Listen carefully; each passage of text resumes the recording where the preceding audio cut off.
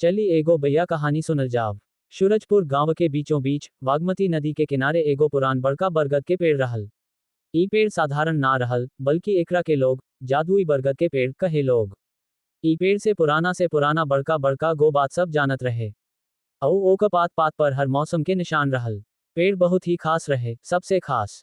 ई पेड़ के हर पत्ता, हर डाली अपना केहू कहानी बतावे। चली हमनी ई जादुई बरगद के पेड़ के कहानी सुनल जाव। एक दिन गांव के एगो छोटका लड़का कुणाल सोचल कि ऊ पेड़ के नीचे बैठ के आराम करी। कुणाल के बचपने बाल कहानी सब सुनल बहुत पसंद रहे और ऊ सुनले रहे कि ई पेड़ भी कहानी सुनावेला।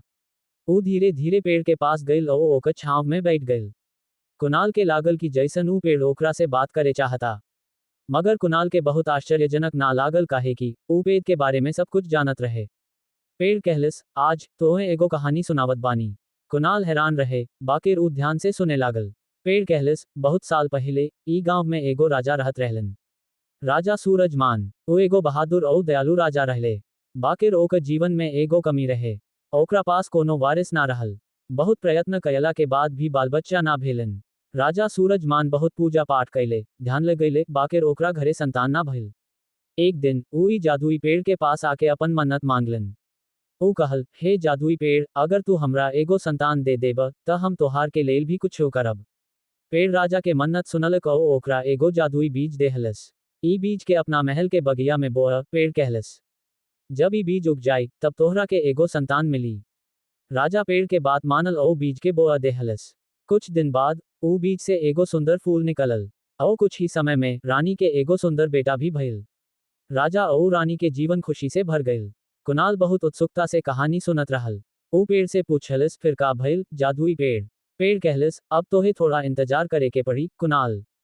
थोड़ा आराम करा, फिर कहानी आगे बढ़ी। कुणाल थोड़ा आराम कैलिस और फिर पेड़ कहानी शुरू कैलिस।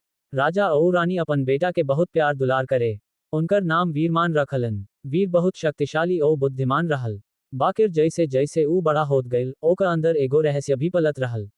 एक दिन वीर के पता चलल कि ओकर जन्म के पीछू एगो जादुई कहानी बा। ऊ सोचल कि ऊ पेड़ के पास जाके सच्चाई जानब। जब वीर पेड़ के पास गइल, पेड़ कहलस, तोहार जन्म एगो विचित्र रहस्य से जुड़ बा। तोहरा एगो अनोखा काम के लेल जन्मावल गइल बा। तोहे अपना अंदर के छुपल शक्ति के पहचान कईल जरूरी बा। वीर पेड़ के बात मानलक और अपन सफर पर निकल गइल। ऊ अपन अंदर के शक्ति के पहचानल शुरू कैलस। ओकरा पता चलल कि ऊ पानी के आग में और आग के पानी में बदल सकेला। ई देख के ऊ चकित रहल। कुणाल भी ई कहानी सुन के चकित रहल। फिर वीर अपन शक्ति के साथ गांव में वापस आयल।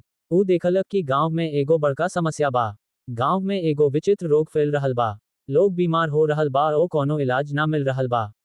वीर अपन शक्ति के इस्तेमाल करे के फैसला कैलस।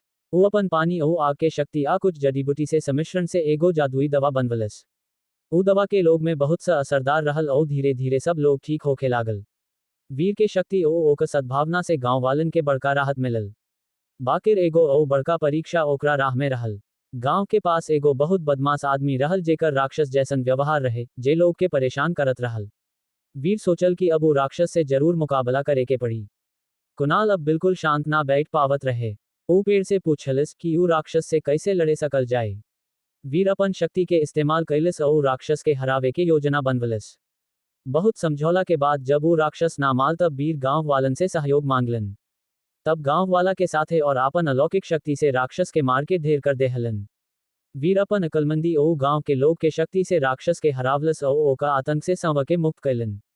तब गांव वालन वीर के तारीफ करत ना थकले। बाकिर कहानी यहीं खत्म ना होखेला। पेड़ कहलिस, कुणाल, ई त बस शुरुआत रहल। अब तोहरे समझल जरूरी बा कि हर कहानी के अंत इतना आसान ना होखेला। वीर के अबही अपन असली परीक्षा देवे के बाकिए बा। गांव के हर एक आदमी में भी ओहे शक्ति बा जेकरा के जगावल बहुत जरूरी बा। और गांव के विकास के खातिर ऊ शक्ति से गांव में रहल रोग, शोक, कलेश और भ्रष्टाचार के भगावल जरूरी बा।